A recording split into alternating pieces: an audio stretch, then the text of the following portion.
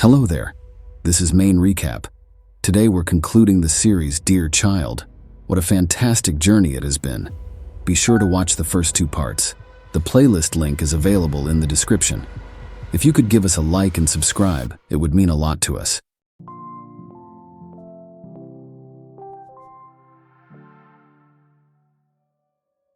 Episode 5 of Dear Child begins with Inez, the policewoman, instructing a team to look for the remains of more women in the forest. And indeed, more remains are found. Gerd's doctor tells him that he's taking too many pills. Turns out, his medication is for depression. His doctor wants him to get admitted in the hospital and change his medicine, but Gerd refuses. He needs to work on the case instead.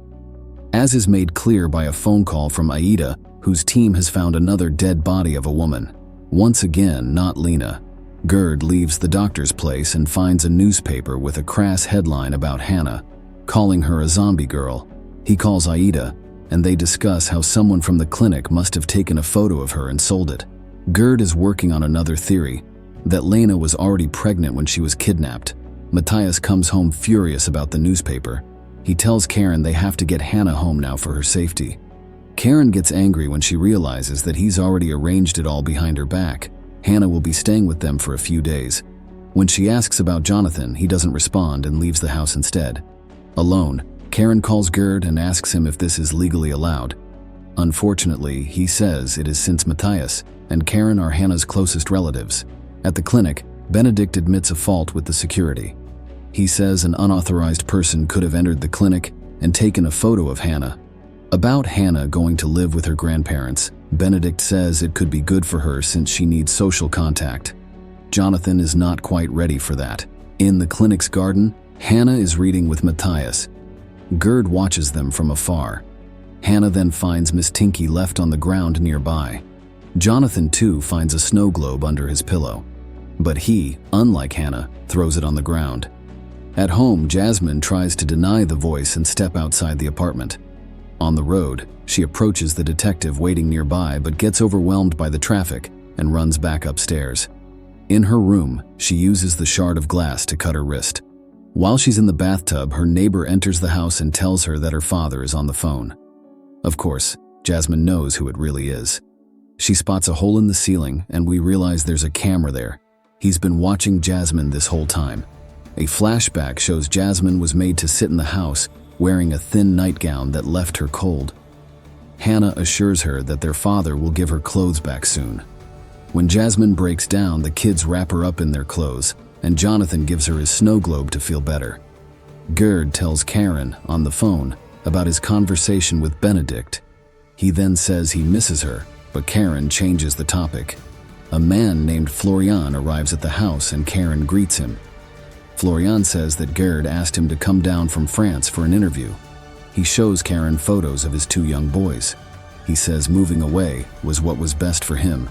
Ada's team identifies the 2 bodies found in the forest as that of Stella Weber and Caroline Zimmerman.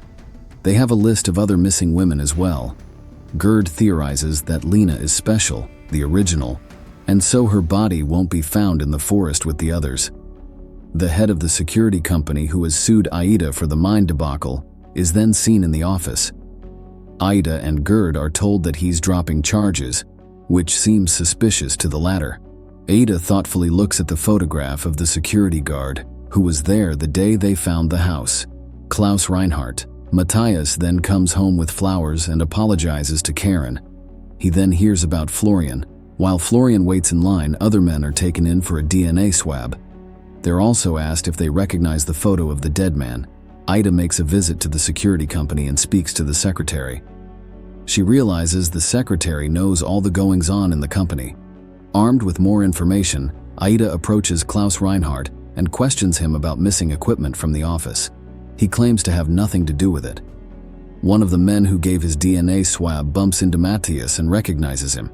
He turns out to be Murat Was, an old flame of Lena's. Matthias then sees Florian, another ex-boyfriend of Lena's, leaving Gerd's office. Matthias insists to Gerd that he always thought Florian had something to do with it. Gerd explains these people aren't suspects. They are being tested to find Hannah's biological father, which would make the father Hannah's closest relation instead of Matthias. This makes him angry. When Gerd tries to dissuade him from bringing Hannah home so quickly, Matthias lashes out and brings up the fact that Gerd once slept with Karen. Aida visits Max, the SWAT team member who lost his foot, in the hospital. She brings flowers and tries to apologize, but he tells her to leave. In her apartment, Yasmin is bleaching her hair back to blonde. She looks at peace. While in bed, Hannah whispers to Jonathan that Matthias will take her home for a few days, but she and her father will come take Jonathan and become a family again if he behaves. Jonathan says his mother is dead, and so is the baby. A flashback shows the kids back at the house, with sounds of a crying baby and a distraught Lena coming from another room. Hannah and Jonathan listen as she begs the father to call an ambulance, but he doesn't. A voiceover from Hannah shows it was due to childbed fever that the baby died, and Lena probably died from a related infection. Gerd gets a phone call in the night and checks the internet to see news of a burning car. Ida comes home to her partner, who's sleeping next to two kids. He wraps Ida in his arms as she's upset about Max. The next day, Gerd calls Florian and informs him that he's Hannah's father. He's clearly shocked by the news, but point-blank refuses to have anything to do with Hannah. Gerd informs the same to Aida. Later, Inez and Aida question Klaus Reinhardt about his whereabouts on the day they found the house. They ask where he was during the 2 hours between the time he met Inez and the time he met Aida near the military field. He is not inclined to answer. At the clinic, Benedict tells Jonathan that Hannah will be staying with Matthias for 3 days. On the drive home, Hannah once again tells herself she's done all the right things. She asks Matthias if she can go to the sea, near the lighthouse that looks like a candy cane. Matthias recognized the place as Egmond. Hannah says it was her favorite trip with her mother. Jonathan looks out the window wistfully after Hannah leaves. The boy in the wheelchair, Ruben, approaches him and starts talking to him. Gerd goes to see Jasmine and she reluctantly opens the door. Her hair is in a towel, but he notices she's dyed it blonde again. He makes an excuse to go to the bathroom and finds the package of bleach. He looks at the hole in the ceiling. Elsewhere, we see a room with screens showing all the rooms in Jasmine's house. The man walks in after Gerd has already left the bathroom. Gerd tells Jasmine about the burnt car, which was the same one that hit her in the accident. While he talks, he notices other cameras hidden away and fire alarm-like protrusions of the ceiling. He asks Jasmine if she is aware of other women being held hostage like her. She seems shocked and gets angry to hear that she was the replacement of a replacement. Gerd is shaken by her response and leaves.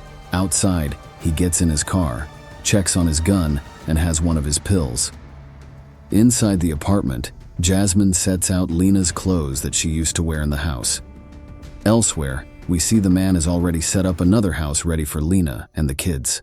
Episode 6, and the season finale of Dear Child, begins with the man watching Jasmine put on Lena's clothes through the camera. She smiles to herself in the mirror. Gerd dreams of Lena calling for help. He wakes up in his car, still outside Jasmine's house. The other detective asks him why he's here, but he doesn't say. Matthias brings Hannah home, hiding her from the reporters. Karen doesn't seem happy. At Benedict's clinic, Ruben tries to talk to Jonathan, but he says he isn't allowed to speak to others. A flashback shows the man carrying the driver's dead body inside the house. He tells Jonathan to stay there and not look. Matthias shows Hannah her room. Her drawing from the hospital is taped on the wall. When Matthias asks her about the baby the mother is holding in the drawing, Hannah tells him about baby Sarah. Karen calls Matthias down and argues about whether this is the right place for Hannah. When he doesn't listen, she packs a bag and leaves. Ada tells Gerd they identified another dead woman from the remains in the forest. She was from Croatia. They also got a tip about a Dutch man named Jasper who is missing. His car matches the car of the hit-and-run driver, and his face matches the reconstructed face of the dead man. Since he moved back from South Africa only 4 months ago, it's clear that he's not the perpetrator. Aida tells Gerd to find out why Jasmine lied. In her apartment, Jasmine reschedules her therapist appointment and mentions that she's pregnant. Karen visits Jonathan at the clinic. He has an upset stomach and Karen pats his back when he throws up. A flashback takes us back to the scene at the house when Jasmine was cold and wearing just a thin nightgown. The father approaches and the three line up with their hands out. The kids are let go, but he accuses Jasmine of crying in front of the kids. When the man says that Jasmine will have to take a pregnancy test, she seems to reach her brink. She grabs the snow globe and hits the man as he turns towards her. This time we see his face. It's the head of the security company, Lars Ragnar. As the man collapses, the kids are shocked, but Jasmine takes his keys, unlocks the door, and runs out. She screams at the kids to run as well. Matthias wakes up in the night to find that Hannah isn't in her bed.